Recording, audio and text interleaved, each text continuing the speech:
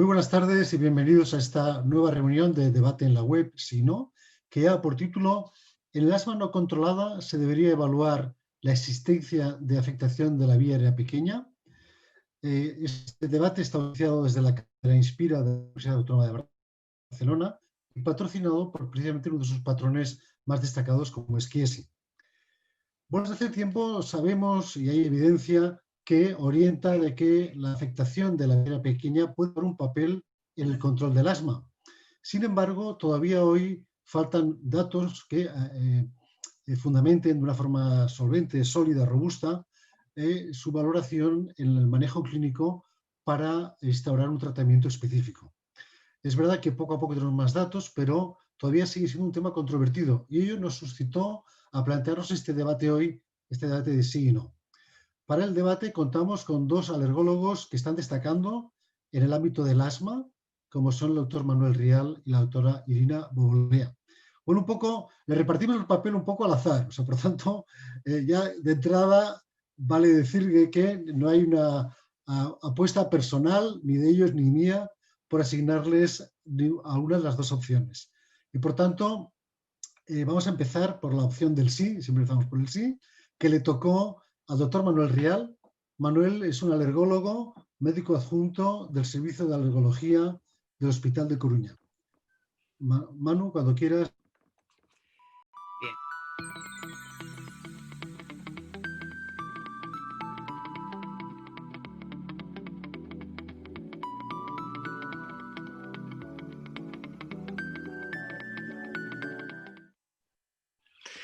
Bueno, muchas gracias, Vicente, muchas gracias a la cátedra Inspira y a UAF y a los patrocinadores por hacer esto posible.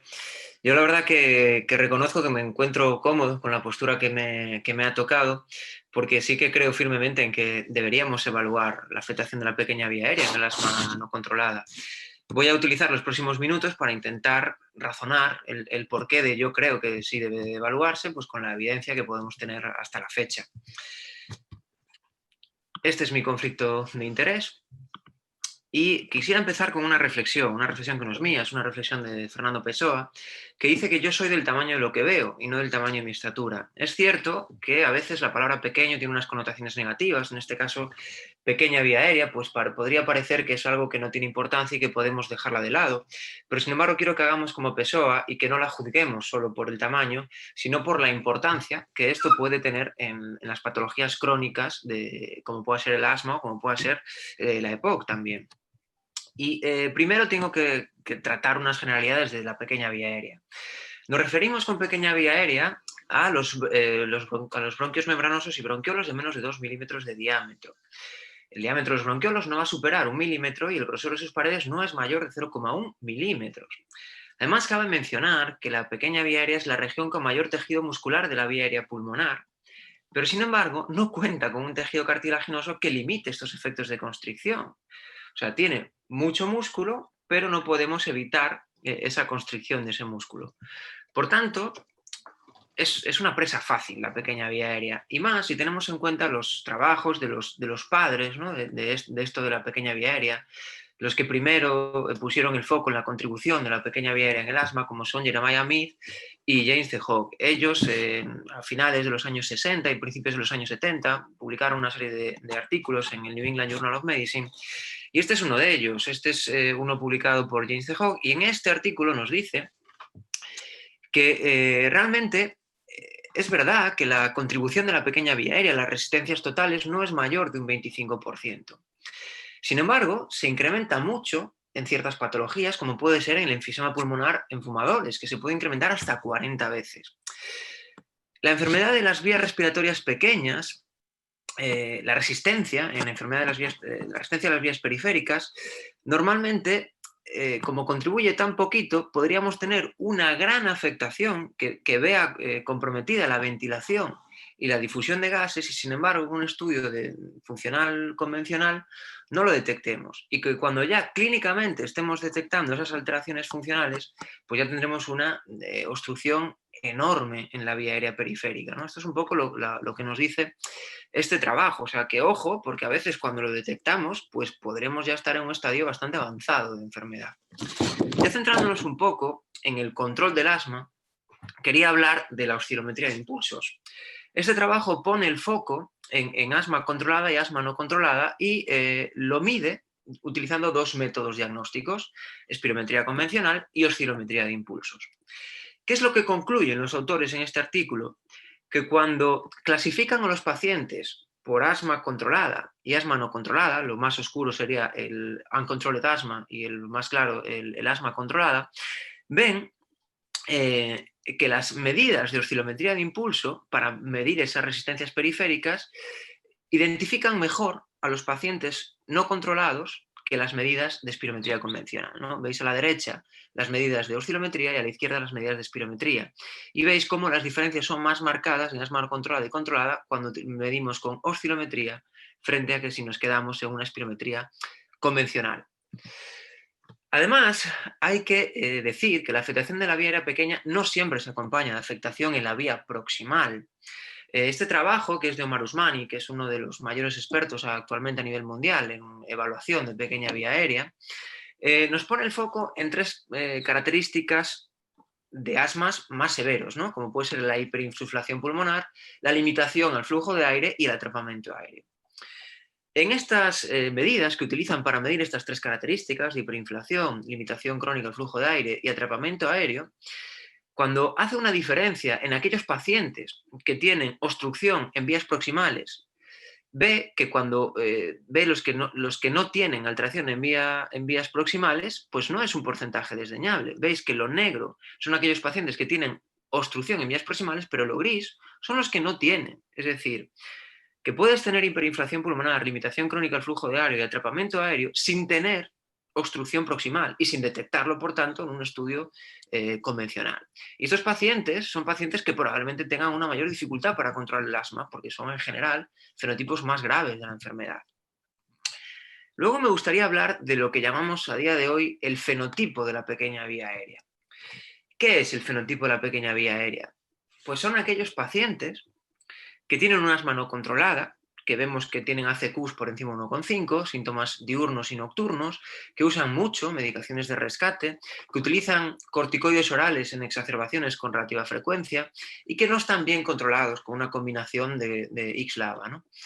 Y además estos pacientes tienen una espirometría normal, tienen un BEMS conservado, pero sin embargo tienen alteraciones en aquellas pruebas que monitorizan mejor la pequeña vía aérea, como puede ser unos mesoflujos disminuidos, unas resistencias alteradas en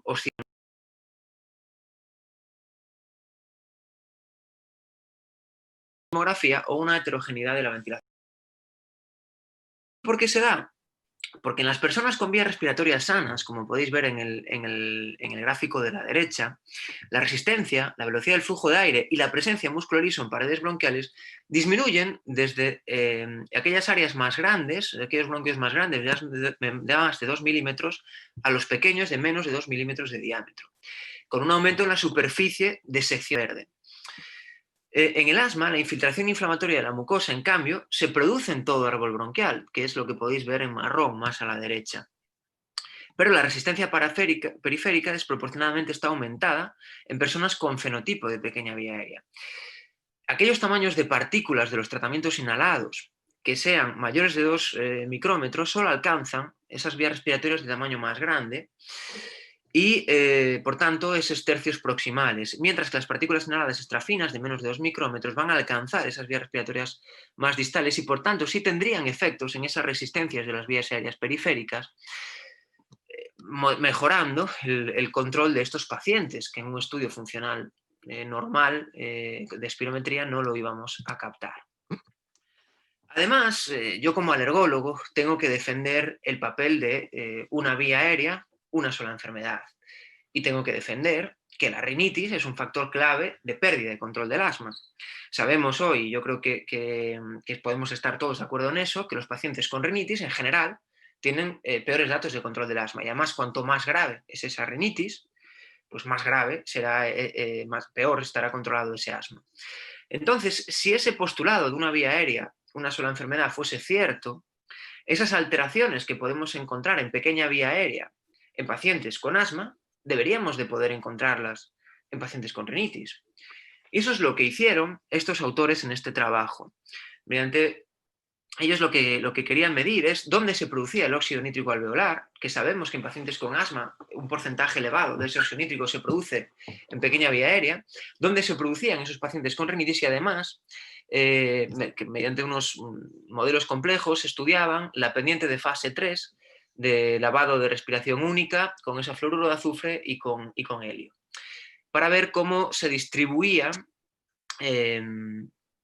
las resistencias en la vía aérea, ¿no? Y lo que concluyeron es, como podéis ver en los modelos tanto de la derecha como de la izquierda, es que esa distribución y esa producción de óxido nítrico en los pacientes con rinitis y con asma era bastante similar, y que la pequeña vía aérea era una parte importante en todo ello, produciéndose también en pacientes que solo tenían rinitis una gran parte de óxido nítrico en pequeña vía aérea.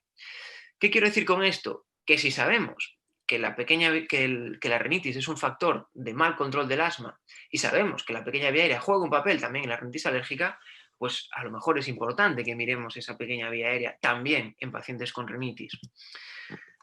Y ya cuando hablamos de artículos de revisión, me gustaría tener en cuenta este trabajo, que también es de Omar Usmani, que hablamos antes también de él, que lo que hace es una evaluación en esta revisión para intentar mejorar el control del asma. Y para eso se centra en el tratamiento, es decir, en tratamientos que en principio vayan dirigidos a esas zonas más distales del pulmón, a esa pequeña vía aérea. Entonces, analiza una serie de trabajos en los que se han hecho estudios head-to-head de tratamientos con partículas ultrafinas y partículas finas, y en general ve que toda esta serie de trabajos, como veis, este que es en asma moderada y grave, este es que es en asma también moderada y grave, estos que es en asma moderada, ven que en general los pacientes tienen un mejor control en los grupos que estaban tratados con partículas extrafinas.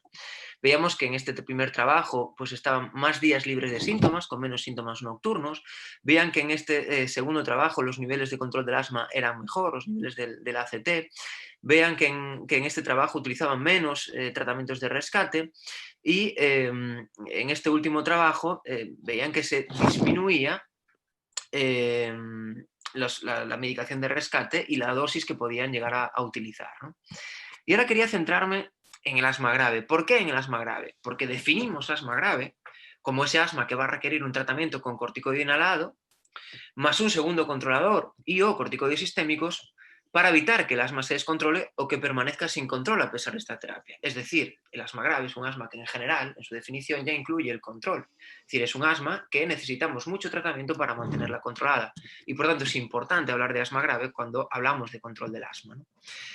Y para ello quería traer este trabajo del World Allergy Organization Journal, en el que hacen una revisión bastante importante de trabajos que se centran en el asma grave y en el papel de la pequeña vía aérea en ese asma grave. Y solo quiero traer aquí cinco líneas de este trabajo, 5 conclusiones que establecen los autores. La primera de ellas es que la disfunción de las vías respiratorias traduce un aumento de síntomas, mayor riesgo de exacerbaciones y mayor gravedad del asma. Que las vías respiratorias pequeñas están afectadas hasta en el 60% de las personas con asma persistente, y estos porcentajes se incrementan si hablamos de asma persistente grave. Que la disfunción de las vías respiratorias pequeñas medida por mesoflujos en espirometría se correlaciona positivamente con la frecuencia de exacerbaciones en la población pediátrica y en adultos, y con asma propensa a exacerbaciones. Que las concentraciones de óxido nítrico alveolar son reproduciblemente más altas en el grupo de asma refractaria en comparación con el grupo de asma leve moderada. Y esto apoya la hipótesis de que el asma refractaria, es decir, el asma que se controla peor, se asocia con inflamación pulmonar distal en pequeña vía aérea. Y por último, que la inflamación en las vías respiratorias pequeñas periféricas juega un papel importante en el asma nocturna. El asma nocturna es uno de los fenotipos de asma que más lata da, porque son asmas que peor se controlan, que más dosis de tratamiento necesitan, que más medicación de rescate necesitan. Y además juega un papel en el empeoramiento de la función pulmonar durante la noche. También quería traer este trabajo que a mí fue quizás el que más me gustó cuando hice esta revisión. Este es un trabajo que se presentó en el Congreso de la RS del año 2018. Solo encontré publicado el abstract de este trabajo, pero no encontré todavía publicado el artículo completo, ¿no? Pero aquí en estos autores lo que analizan analizan pacientes con EPOC, analizan pacientes con asma grave, en los cuales a un porcentaje de ellos se les trató con monoclonales y en otro porcentaje de pacientes con asma grave no. Y además estudian también pacientes con asma controlada. Aquí lo que ven estos autores es que en los pacientes con gran afectación de la pequeña vía aérea, se veía que medían por oscilometría de impulso, se veía que eran los pacientes con EPOC los que más afectación de la pequeña vía aérea tenían. Y que dentro de los pacientes asmáticos era significativamente más importante la afectación de la pequeña vía aérea en los pacientes con asma grave, pero concretamente en los pacientes que no recibían biológicos. Es decir, que parecía que el hecho de recibir un biológico en asma grave mejoraba aquellos parámetros que monitorizan la función pulmonar. Y si es verdad que los biológicos se introducen precisamente para mejorar el control del asma, yo me puedo plantear que a lo mejor esa mejora en el control del asma que se establece cuando introduces un biológico en asma grave, pues pueda ser quizá debida a esas mejorías que se obtienen en esa pequeña vía aérea, ¿no? Que lo medimos indirectamente con estos parámetros que la monitorizan. O sea que por eso quería traer este trabajo, porque me parece que, bueno, yo estoy esperando con ansia que se publique la versión completa, ¿no? Porque me parece que son resultados que pueden tener mucho interés para todos. Hablando de pequeña vía aérea, no podía dejar de hablar del estudio Atlantis. El estudio Atlantis es el estudio más grande y mejor realizado en pequeña vía aérea. En este estudio se incluyen más de 600 pacientes, se hace un estudio muy extenso de pequeña vía aérea, midiendo con oscilometría, con pletismografía, con técnicas de imagen, con técnicas de lavado, en respiración múltiple, etcétera, etcétera. Y además quería centrarme en esta gráfica de este estudio, en el que dividen a estos pacientes en función de la gravedad, ¿no? Y lo que quiero que os fijéis es que cuando medimos aquellos, cuando nos fijamos en aquellos parámetros que monitorizan pequeña vía aérea, está más afectada esa pequeña vía aérea cuanto más grave es el asma. Es decir, los pacientes que entran dentro de un escalón 5 de la GINA tienen unos mesoflujos más alterados que los pacientes que están en un escalón 1 o 2. Que los pacientes, cuando hacemos una oscilometría de impulsos, vemos que tienen afectada la pequeña vía aérea mucho más los pacientes que están dentro de los grupos 4 o 5 que si vemos los pacientes con asma leve o asma persistente leve, ¿no? Y pasa lo mismo en general en todas las técnicas que monitorizan pequeña vía aérea, ¿no? ¿Qué quiere decir esto? Que vemos que cuanto más grave es el asma, más afectada está la pequeña vía aérea. Y además sabemos que cuanto más grave es el asma, peores datos de control existen. Por tanto, parece que es un dato claro de que es importante monitorizar la pequeña vía aérea para tener mejor controlada el asma. Y ya para concluir, quería acabar con un metaanálisis, ¿no? Sabemos que el metaanálisis es el nivel más alto de la medicina basada en la evidencia. Y en este trabajo lo que hacen es, como hacía un poco antes el doctor Usmani, analizar el tratamiento, es decir, tratamientos que van dirigidos en principio hacia la pequeña vía aérea. Y en este metaanálisis utilizan trabajos que comparan medicamentos que van dirigidos a la pequeña vía aérea frente a tratamientos que no van dirigidos a la pequeña vía aérea. En general, en esta metaanálisis meten 7 estudios con 33.453 sujetos de edades pediátricas y edades adultas, ¿no? Entre 5 y 80 años. 6 estudios utilizaron beclometasona extrafina y un estudio utilizó tanto beclometasona propionato extrafina como ciclesonida extrafina y utilizaron como comparadores corticoides inhalados de partículas finas. Las probabilidades generales de lograr el control del asma fueron significativamente mayores para los corticoides inhalados de partícula extrafina en comparación con los corticoides inhalados de partículas finas, con una odds ratio de 1,3. Las tasas de índice de exacerbación global y la dosis de corticoide inhalado fueron significativamente menores para corticoides inhalados extrafinos en comparación con corticoides inhalados de partícula fina. Y, por tanto, podemos demostrar en este metaanálisis que los corticoides extrafinos tienen unas probabilidades significativamente más altas de lograr el control del asma con tasas de exacerbaciones más bajas a dosis prescritas significativamente más bajas que los corticoides inhalados de partículas finas, ¿no? Es decir, que ya tenemos metaanálisis que nos dicen que los medicamentos que van dirigidos a la pequeña vía aérea tienen una tasa de éxito sobre el control del asma mejor que los tratamientos que no alcanzan la pequeña vía aérea, ¿no? Por tanto, con todos estos datos que yo os he estado exponiendo en estos minutos, yo sí que me encuentro en una posición cómoda para poder decir que, por supuesto, en los pacientes hay que valorar la pequeña vía aérea, porque va a tener una relación directa con el control del asma y va a tener una relación directa con la gravedad. Y sabemos que cuantos más graves son los pacientes, en general, peor controlados están. Y además, tenemos datos de que en rinitis hay afectación de pequeña vía aérea y sabemos que la rinitis es un factor de pérdida de control del asma, sobre todo si no está controlada. Así que nada más, con esto me despido, muchas gracias y os dejo con mi compañera la doctora Bobolea, que estoy seguro que podrá aportar otra visión que enriquezca este debate. Muy bien, Manu, muchas gracias por tu exposición, excelente revisión del tema. Antes de pasar a la siguiente ponente, voy a aprovechar para recordar algunos conceptos de esta reunión. Primero, que a la audiencia, de que en cualquier momento podéis efectuar preguntas. Por tanto, a través de la aplicación, el chat, podéis formular ya las preguntas a los ponentes ya desde ya. O sea, por tanto, yo al final intentaré agruparlas un poco por temas y si tenemos tiempo haremos un debate. En segundo lugar, explicar un poco cómo es esta reunión. Es un poco la adaptación de los clásicos pro-con, ¿no? De los congresos, ¿no? Porque estos dos ponentes, cada uno enfrenta sus opiniones en un tiempo breve, luego tener un tiempo aún más breve para hacer la réplica mutuamente, cada uno de ellos, y finalmente haremos el debate, si nos da tiempo, con las preguntas que nos queréis formular.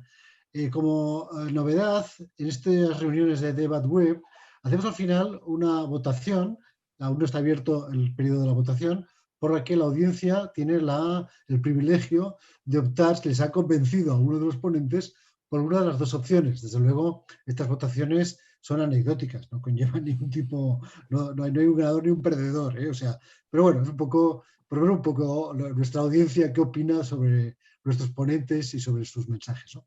En fin, yo sin más dilación, vamos a pasar a la siguiente ponente. Ya vamos un poco limitados con el tiempo y voy a dar paso a la doctora Irina Bobolea. Como os comentaba, es también alergóloga. Trabaja en el servicio de neumología y alergia del Hospital Clínic de Barcelona. Irina, cuando quieras.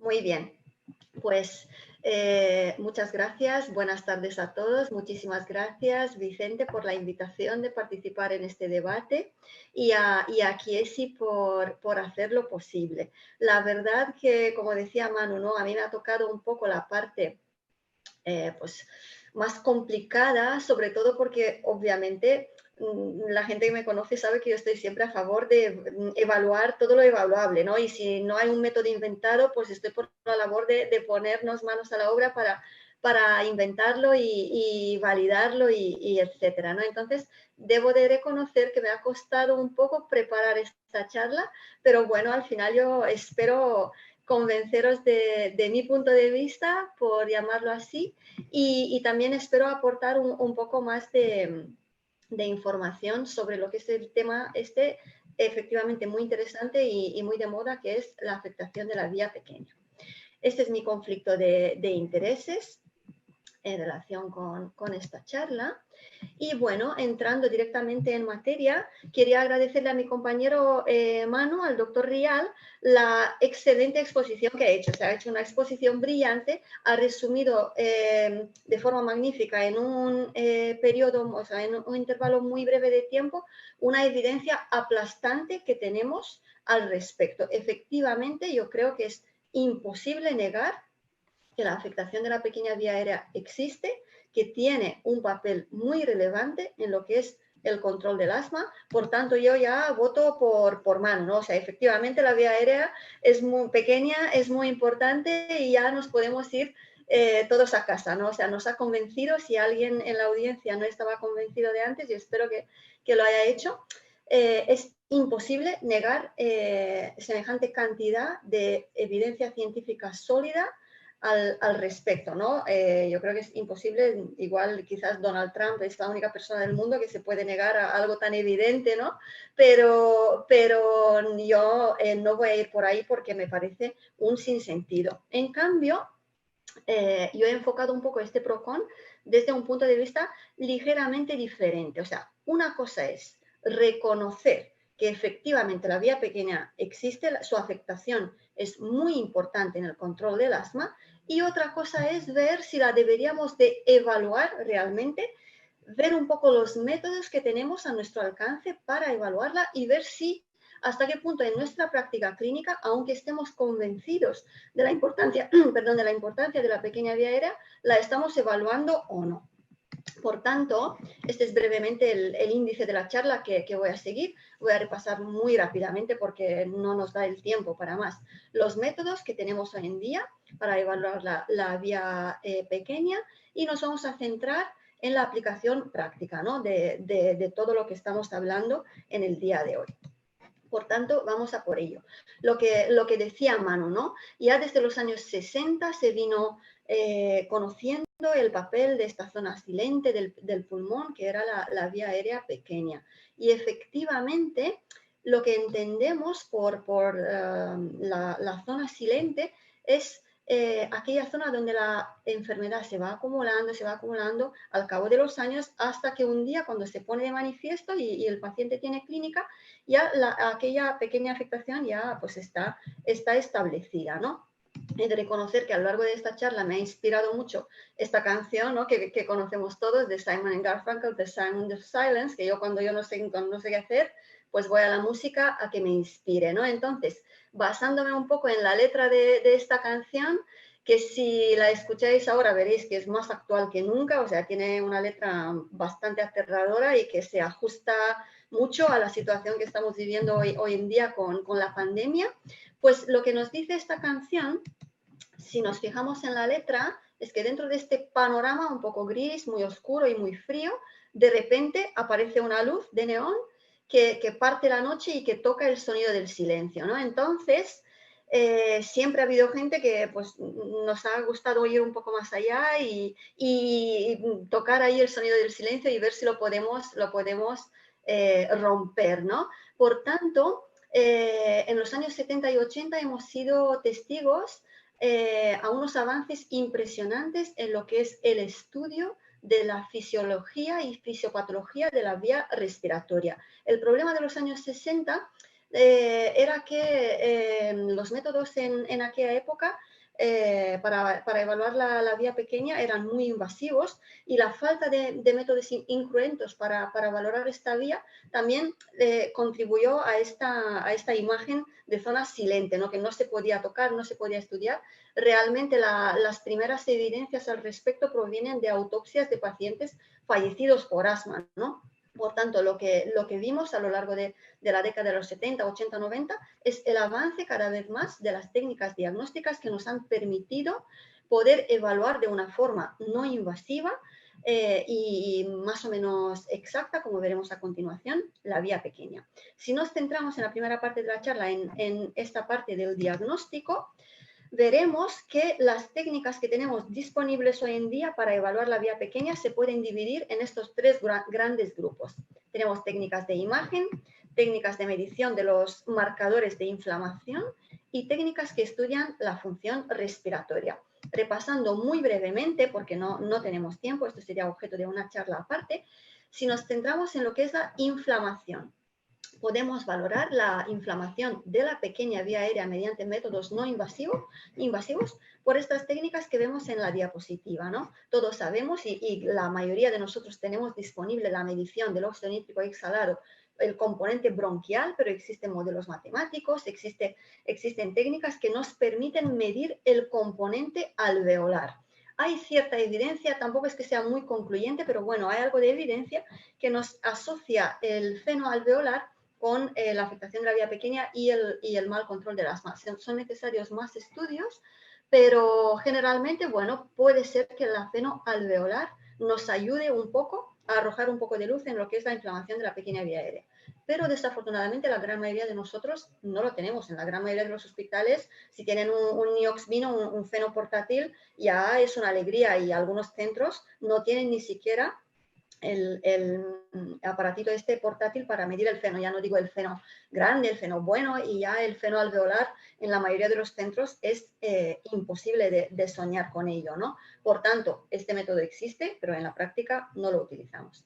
Tenemos también otros métodos, pero que están disponibles solamente en muy pocos centros, ¿no? Como el condensado del aire exhalado, los componentes orgánicos volátiles o la nariz electrónica, que creo que la tiene Vicente, y poco más, ¿no? Por tanto, estos métodos, aparte de que no son disponibles, que también, y esto es muy importante, no se acaba de homogeneizar del todo la metodología en cuanto a medición y resultados. Hay algunos pues, en el mismo manual de la SEPAR, o bueno, hay algunos protocolos. Sin embargo, la poca gente que lo hace todavía, pues falta homogeneizar un poquito los criterios, ¿no? Y aparte de eso, incluso si lo tuviéramos disponible, si los criterios fuesen homogéneos en todas partes, no hay puntos de corte claros para evaluar, para poder decir, pues mira, a partir de 50 partes por billón o lo que fuera, este paciente tiene fijo afectada la vía aérea pequeña o no. No hay puntos de corte, por tanto, pues todos estos métodos son muy bonitos, pero hacen falta más estudios para tener puntos de corte, y ya hace falta mucho más para tenerlos disponibles. Y esto ya sin hablar mucho de este tiempo que estamos viviendo de la pandemia, que ya sabemos, por ejemplo, que el óxido nítrico nosotros al menos lo tenemos prohibido, no se puede realizar ahora mismo por el riesgo de la COVID-19, ¿no? Si vamos un poquito más allá, el otro gran grupo de técnicas para estudiar la vía pequeña son las técnicas de función respiratoria. Tenemos la espirometría creo que la tenemos disponible en todo el mundo, y si el que no lo tiene, pues la debería de ponerse las pilas para tenerla, ¿no? Espirometría es una prueba fundamental en el diagnóstico y en el seguimiento de pacientes con asma de todo tipo, grave, leve, controlada, no controlada. Dentro de la espirometría también todos sabemos que hay una parte, la parte distal de la expiratoria de la curva flujo-volumen, que mide la vía aérea pequeña, los llamados mesoflujos, ¿no? Los parámetros que son el F25, 50 y el 75. Todos sabemos, así a ojo, que cuando esta vía está afectada, pues la curva se acerca mucho a la abscisa, ¿no? Entonces, no existen, sin embargo, aunque parezca lógico y tú veas una espirometría y digas, mira, esta la vía pequeña de este paciente, pues se ve muy afectada. Sin embargo, hay algunos estudios, hay algún punto de corte que sí por debajo del 50%, tal. Sin embargo, no existen valores de referencia claros para decir, mira, por debajo de tal, fijo que la vía pequeña de este paciente está afectada o no. Y aparte, esta parte de la curva flujo-volumen es muy variable, depende de la FVC en el momento de la realización de la prueba, es variable intrasujeto, por tanto, tiene un cierto valor y todos lo miramos, ¿no? Cuando evaluamos una espirometría. Sin embargo, es totalmente insuficiente. La pletismografía es otra prueba que, al menos en lo que es el manejo de pacientes con asma grave, yo creo que la utilizamos todos. Yo la primera, ¿no? Yo solicito, ya ni hablo, antes de poner un tratamiento biológico, todos mis pacientes tienen realizada una pletismografía para ver primordialmente otras cosas antes de lo que es la vía pequeña, ¿no? Pero mediante datos indirectos también la pletismografía nos permite evaluar, también como comentaba Manu, la vía pequeña. Sin embargo, pues hay que saber interpretarla, y no dejan de ser también, pues eso, datos indirectos que, bueno, pues si nos ponemos muy exhaustivos, tampoco es que puedes afirmar rotundamente que con una pletismografía estás evaluando de forma muy fina lo que es la afectación de pequeña vía.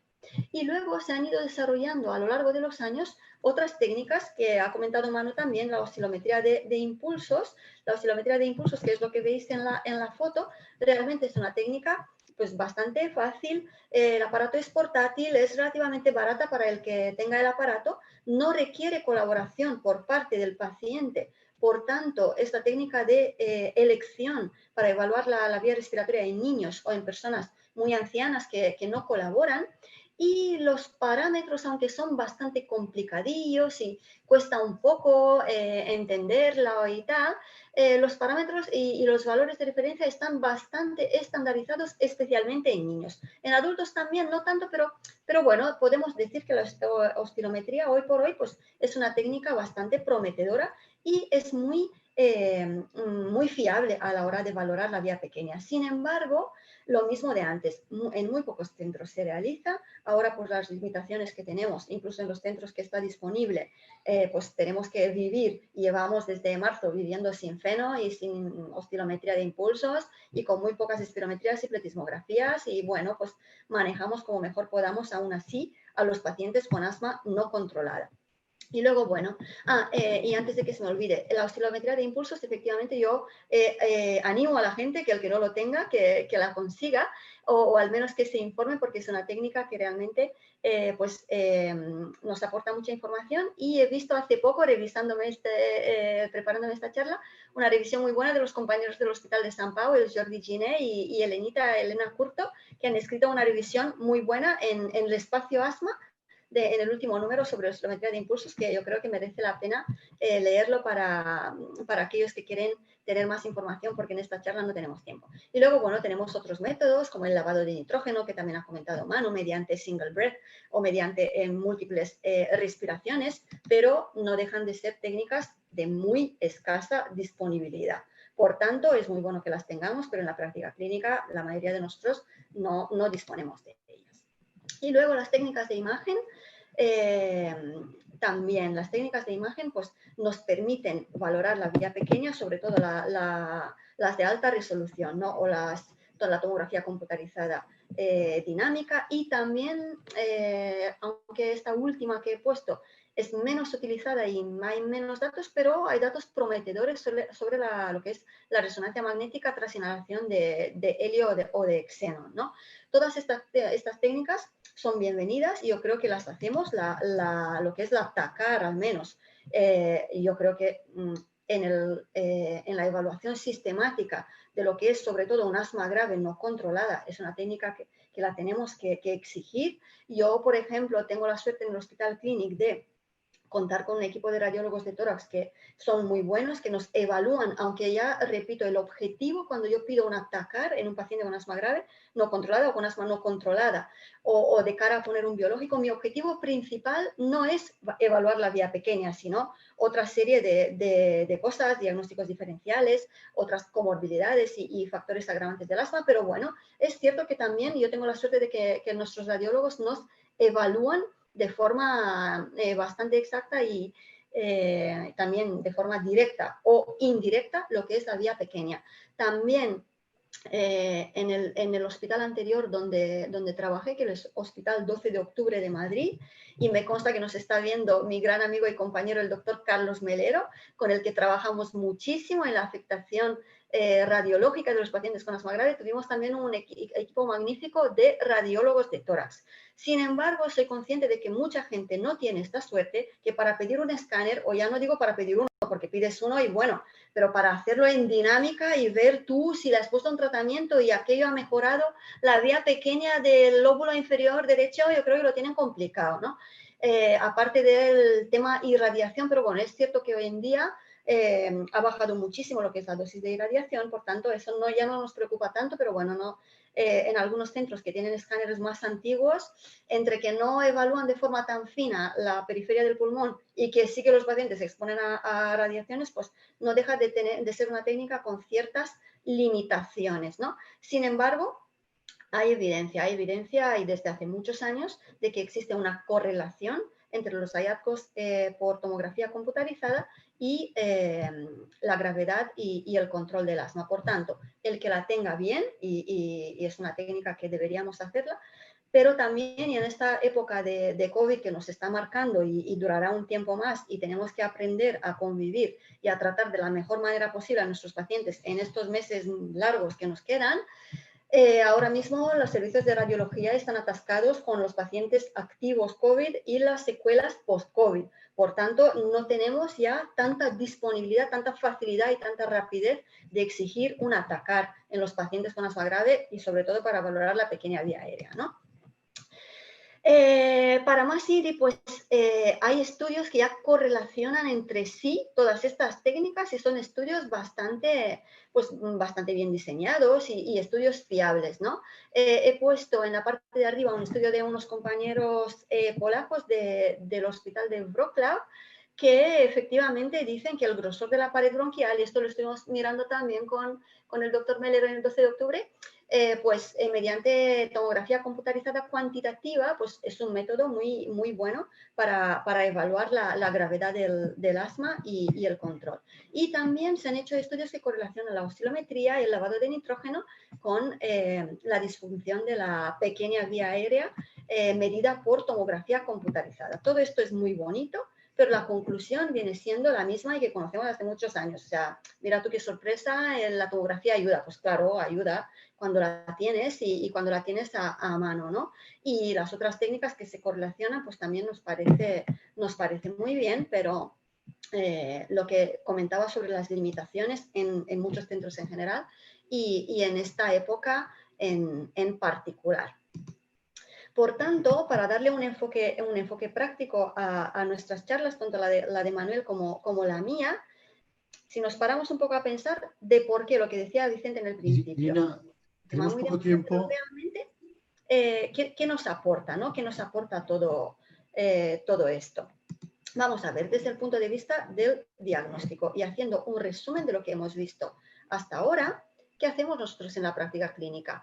Pues el óxido nítrico ahora no, pero bueno, en general sí que lo hacemos, excepto el alveolar, que lo mira francamente muy poca gente. Los otros métodos, los VOX también lo miramos con los compañeros de Madrid, pero los VOX, el aparato lo tienen en el Hospital de la Defensa, Gómez Ulla, y ya está. En el resto del país, de lo que yo sepa, es complicado medir los componentes orgánicos volátiles, ¿no? Nariz electrónica, Vicente y pocos afortunados más.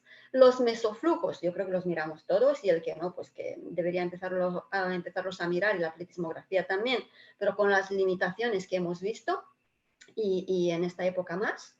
Oscilometría de impulsos es una buena técnica, pero todavía no está disponible en la mayoría de los centros, igual que el lavado de nitrógeno.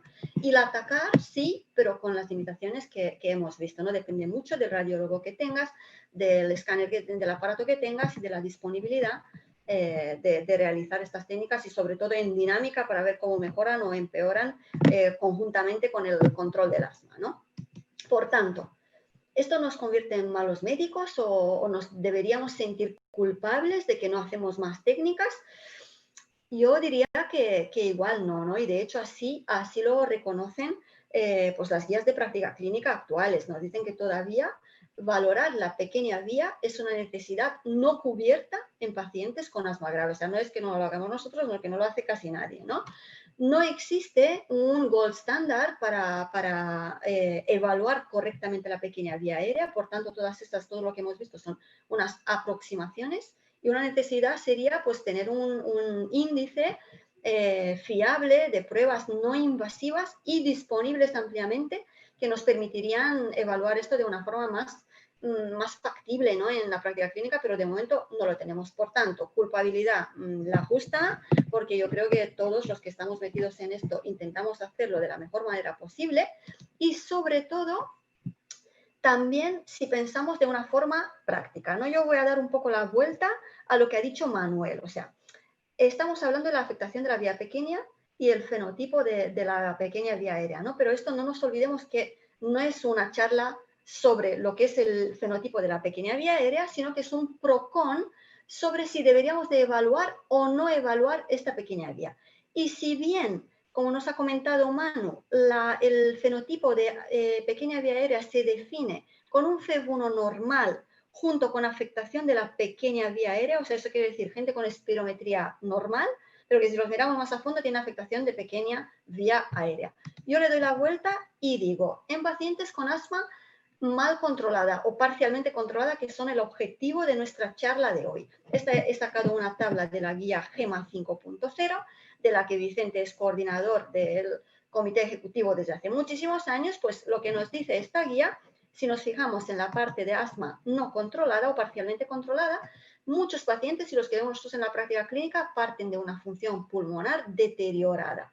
Total, lo que estaba diciendo, ¿no? O sea, a mí me cuesta pensar en un paciente con un FEV1 de 36% del teórico, de 49%, y pensar que quizás tenga una vía pequeña normal. O sea, es que ya sé que no hay muchos estudios que demuestren esto fehacientemente, pero a mí me cuesta. O sea, yo entiendo que un paciente con un FEV1 normal puede tener afectación de la vía pequeña, y es así y está demostrado, y Manu lo ha justificado plenamente, ¿no? Ahora, tener un FEV1 deteriorado, que es uno de los marcadores de mal control, tanto en el presente como en lo que es el riesgo futuro, asumir que un paciente con un 35% del FEV1 tenga una vía pequeña normal, pues a mí me cuesta. O sea, entre que tenemos pocas técnicas disponibles y ahora mismo nos estamos viendo limitados a la hora de evaluarla, yo creo que podemos dar por hecho que este perfil de paciente con una función pulmonar deteriorada y con mal control de su enfermedad, pues tiene una vía pequeña que también está afectada, sin tener que hacerle más pruebas, sobre todo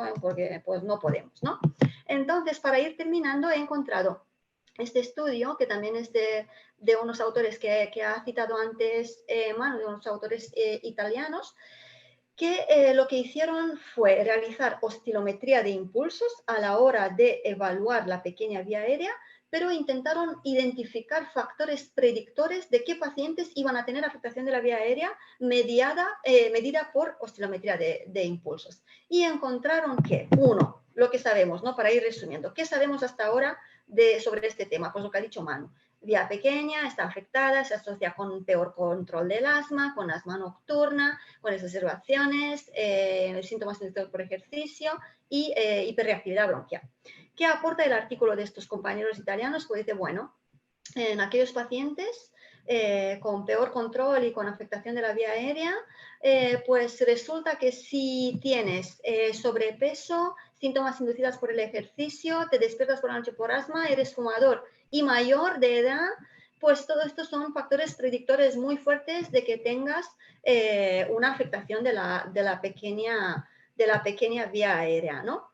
Por tanto, nos recomiendan, dice, bueno, haced oscilometrías, porque es muy bueno para evaluar la pequeña vía aérea, pero si no podéis hacer oscilometrías, evaluad por favor estos factores predictores, porque os predicen con un valor predictivo bastante bueno el que los pacientes tengan afectación de la pequeña vía aérea. O sea, esto, ¿no? Sabemos que hasta un 2/3 de los asmáticos tienen afectación de la pequeña vía aérea. Se ha demostrado, y Manu así nos lo ha presentado, que se asocia con un peor control, esto lo sabemos, y en la práctica clínica habitual, yo creo que todos los médicos que evaluamos pacientes con asma, sobre todo en las consultas monográficas de asma grave, pero vamos, yo creo que todo el mundo, preguntamos y evaluamos estos factores agravantes y comorbilidades, ¿no? A mayor edad, obviamente, peor función pulmonar, y habitualmente mayor evolución del asma, por tanto, aún más afectación. El sobrepeso, el tabaquismo, lo preguntamos siempre. El cuestionario ACT, que yo creo que pasamos todos,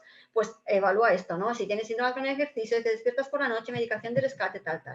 Por tanto, si no disponéis de estilometría y no evaluáis fehacientemente por todos estos métodos la vía pequeña, yo no se lo pienso decir a nadie, os soy muy discreta, el silencio es un amigo muy bueno que no te traiciona nunca, siempre y cuando evaluéis estos factores predictores, que yo creo que sí, que todos los compañeros que nos están viendo los están evaluando, y sabiendo que estos son predictores de una afectación de la vía aérea pequeña.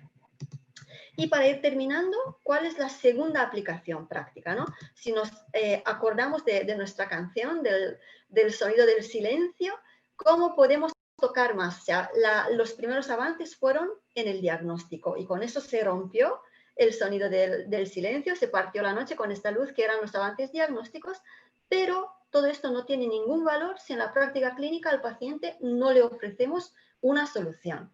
Y nos vamos a centrar en la última diapositiva en lo que es el tratamiento. El tratamiento del asma, como sabéis y como Manu también nos lo ha comentado, desde hace más de 10 años tenemos presente esta imagen, ¿no? Yo recuerdo que era residente cuando salió al mercado el Foster PMDI, y nos impactaron con esta imagen que era la capacidad de llegar las partículas finas a la pequeña vía aérea, que es prácticamente muy parecida en un paciente asmático que en un sujeto normal.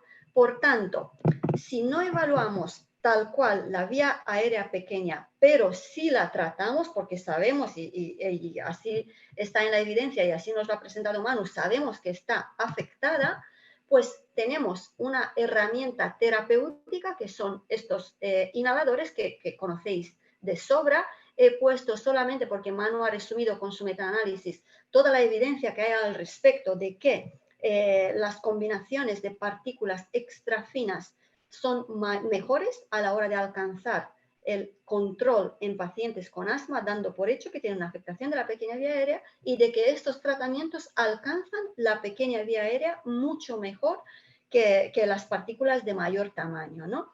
Por tanto, ya hay estudios y para no entretenernos más y no pasarme de tiempo, he resumido un poco también lo que decía Manu.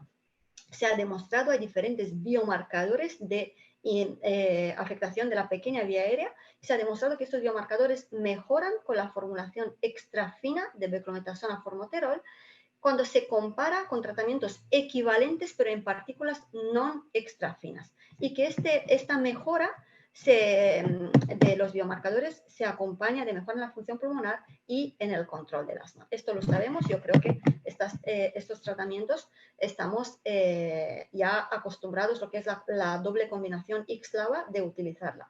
Y en breve, como sabéis, pues tendremos indicación de la triple terapia, que incluye, aparte de esto, un LAMA para controlar a estos pacientes. Por tanto, yo creo que ya podemos ir concluyendo. Y como a mí me gusta terminar en un tono optimista y ver la vida en rosa, ¿no? la vida en color de rosa, mi mensaje es: sabemos que la vía pequeña está afectada y aunque no la podamos evaluar porque hemos visto que nos gustaría pero realmente no podemos, pues la podemos tratar, y es la finalidad práctica, diríamos, de toda esta charla. Está por demostrar todavía, hacen falta más estudios longitudinales del efecto a largo plazo de estos tratamientos extrafinos, pero hay bastante evidencia y en nuestra práctica clínica habitual que evalúa la eficacia, que valida la eficacia de estas terapias en la práctica clínica real. Por tanto, pues yo os animo a que penséis en la vía pequeña y la tratéis, aunque no la podáis evaluar. Y muchísimas gracias por vuestra atención. Esto era todo lo que quería contar. Bueno, muy bien, gracias Irina por tu presentación. Bueno, amigos, nos hemos comido mucho el tiempo, casi nos hemos quedado sin tiempo. Bueno, y además nos ha pasado una cosa muy curiosa, es la defensora del no se ha pasado el sí, pero ha sido un debate al final de sí o sí. O sea, tenemos todos los dos muy convencidos de que la vía pequeña juega un papel y hay que evaluarlo. Sí o sí. Entonces, bien. Muy bien. No contaba con Irina, que te veas cambiado de bando, que no lo esperaba. Bueno, por tanto, como es sí o sí, no hace falta el turno de réplica. Además, como tampoco hay tiempo, vamos directamente a las preguntas. De todas formas, decir a la audiencia que la pregunta del debate sigue abierta. Aparte de las bromas, es un sí o no. Por tanto, si podéis votar ya. O sea, por tanto, abrimos ya el turno de votación. Desde ahora hasta el final, que lo cerraremos, podéis ejercer a través de la aplicación de internet, podéis lanzar vuestro voto. Hay una en el chat, correcto. Hay una pregunta formulando si este debate queda grabado y queda almacenado en algún lugar. Y por supuesto que sí, naturalmente, todos nuestros debates quedan almacenados en la web de Farmacosalud. Por tanto, en la misma aplicación se puede acceder luego y está ahí almacenados todos los debates que venimos realizando con una cadencia de 1 o 2 al mes.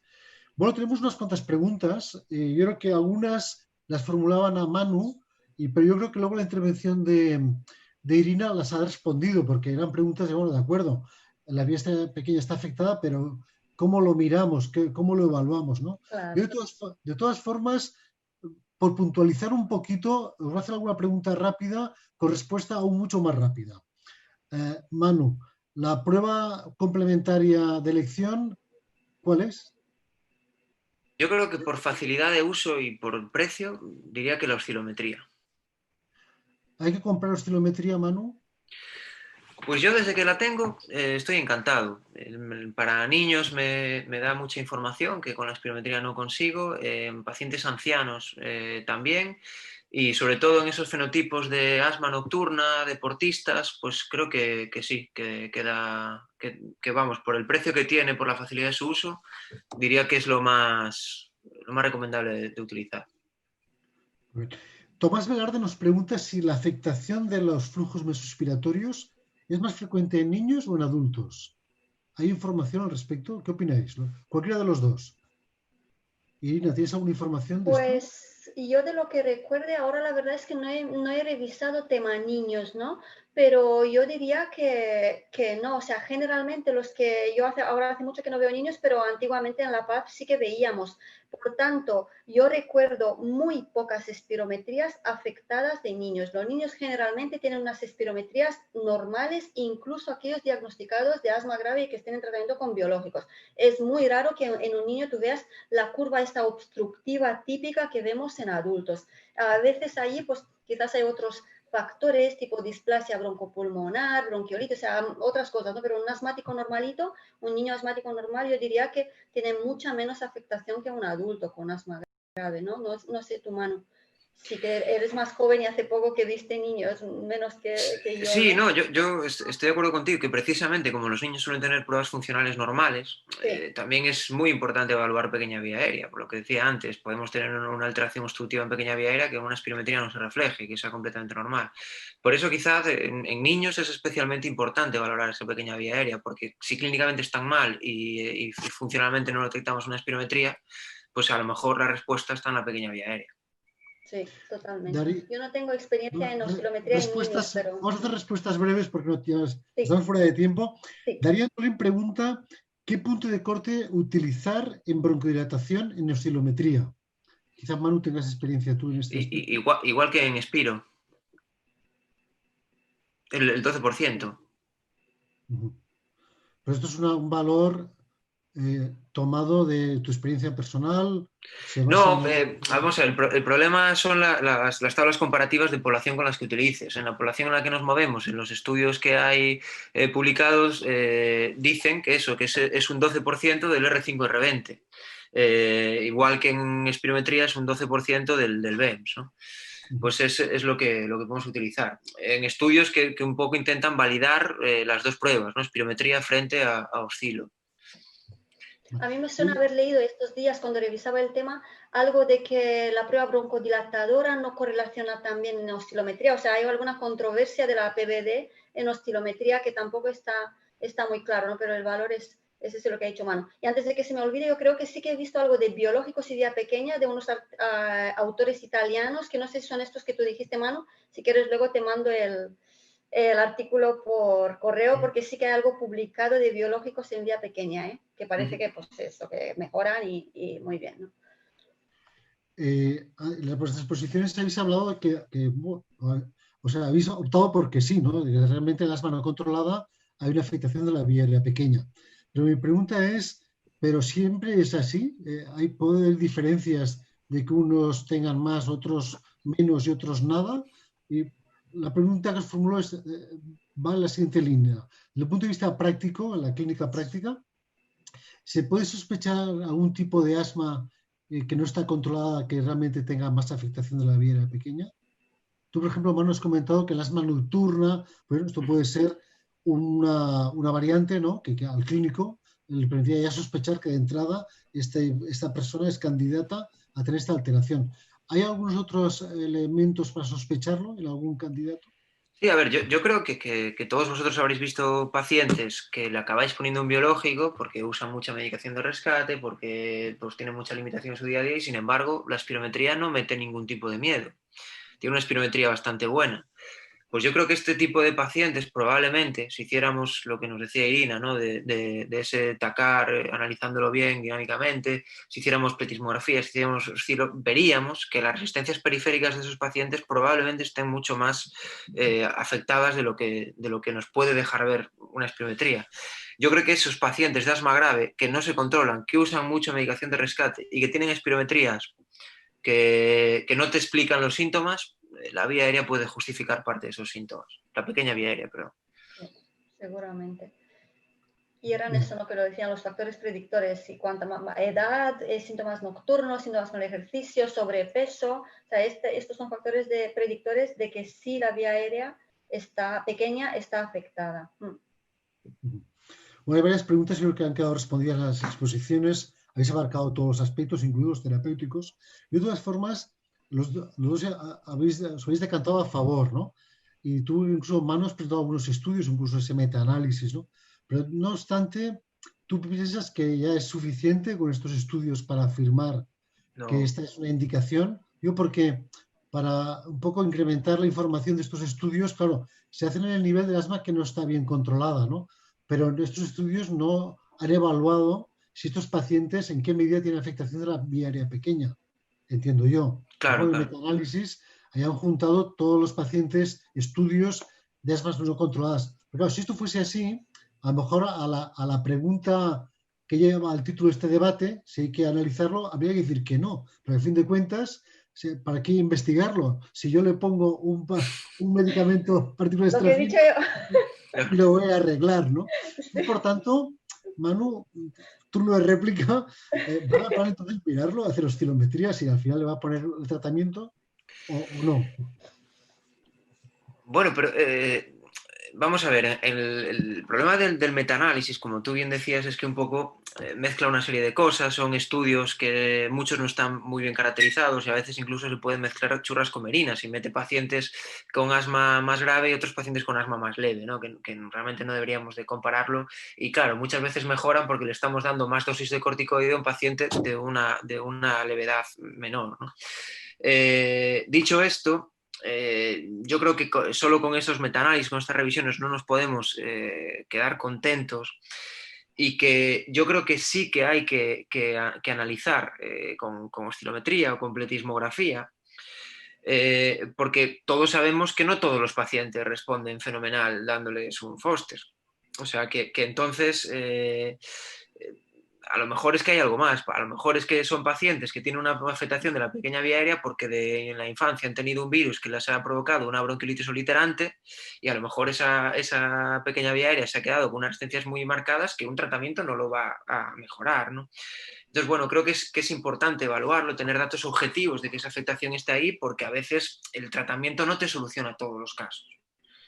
Bueno, recordar a la audiencia que podéis votar, por sí o por no. Y de todas formas, ya para ir acabando, mi opinión, yo creo que todos estos estudios que presentabas, Manu, son, sin duda, son muy interesantes, son valiosos, yo creo que apuntan a la dirección correcta, pero creo que todavía la pelota hay que acabarla de rematar. Sí. Han centrado muy bien, está la pelota en el área, pero falta el cabezazo, faltan estudios que realmente combinen todos estos parámetros, ¿no? Mal control, afectación de vía pequeña y mejor respuesta en una comparación directa favorable a los posibles fármacos de partículas extrafinas, ¿no?